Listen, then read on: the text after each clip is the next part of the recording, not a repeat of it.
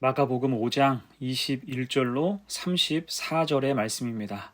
함께 읽습니다. 예수께서 배를 타시고 다시 맞은편으로 건너가시니 큰 무리가 그에게로 모이거늘 이에 바닷가에 계시더니 회당장 중에 하나인 야이로라 하는 이가 와서 예수를 보고 발 아래 엎드려 간곡히 구하여 이르되 내 어린 딸이 죽게 되었사오니 오셔서 그 위에 손을 얹으사 그로 구원을 받아 살게 하소서.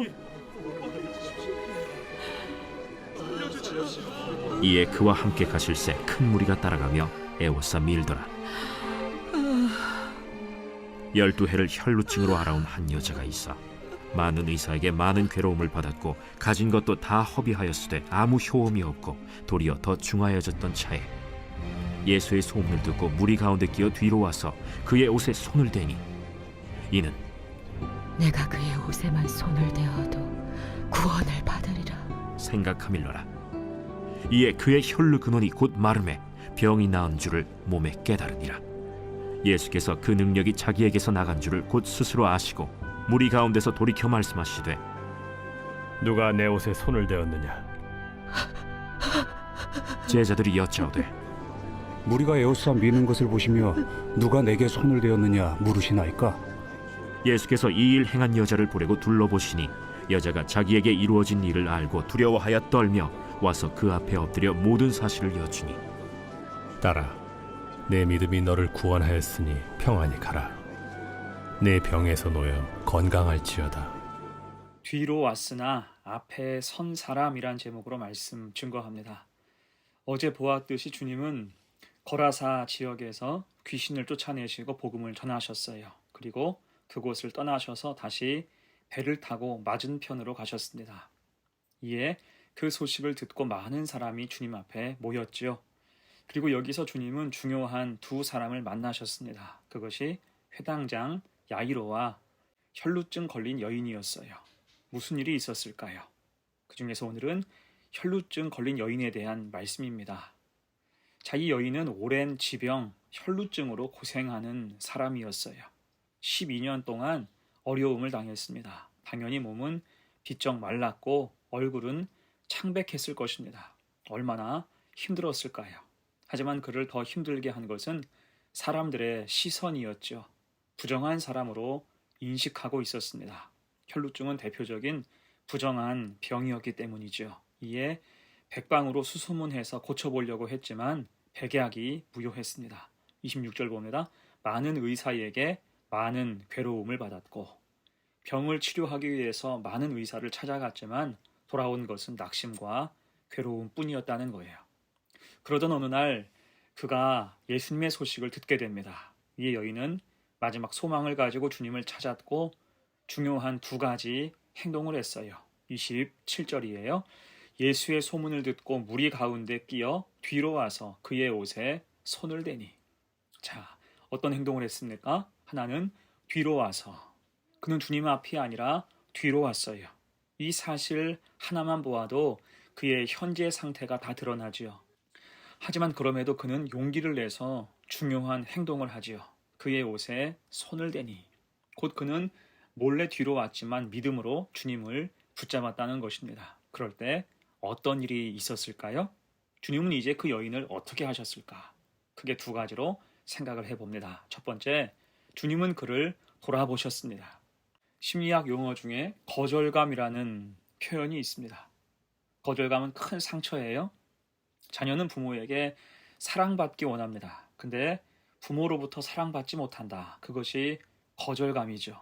남편에게 사랑받고 존중받기 원하지만 남편에게 철저하게 외면당하고 무시받는다. 거절감은 깊어지는 거예요.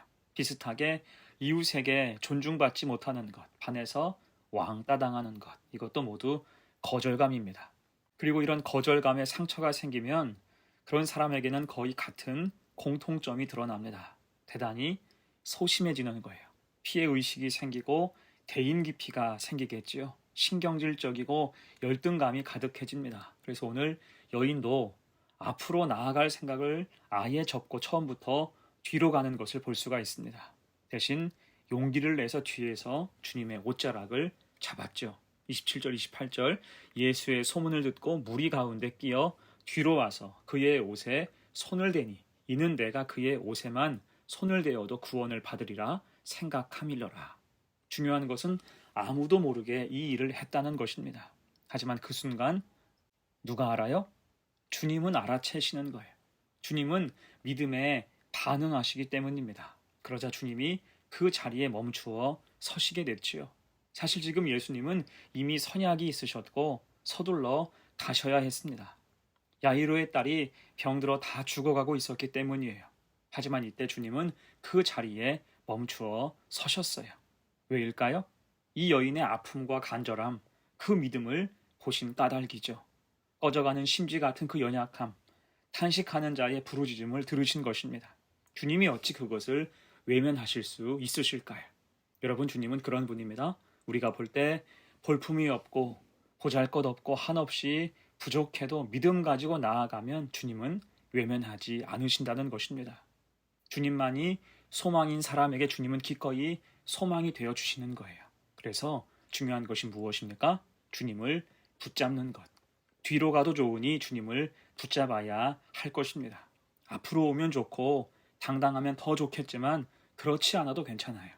늦게 와도 좋고 뒷자리에 앉아도 좋고 감히 들어오지도 못하고 밖에서 서성여도 좋습니다. 주님을 진심으로 찾고 바랄 때 주님은 기꺼이 만나주시고 돌보아 주신다는 거예요. 이 은혜가 우리 삶 가운데 임하기를 간절히 축원합니다. 아멘. 두 번째예요. 뒤로 온 사람에게 주님이 하신 일 두 번째, 이제 앞에 서게 하십니다.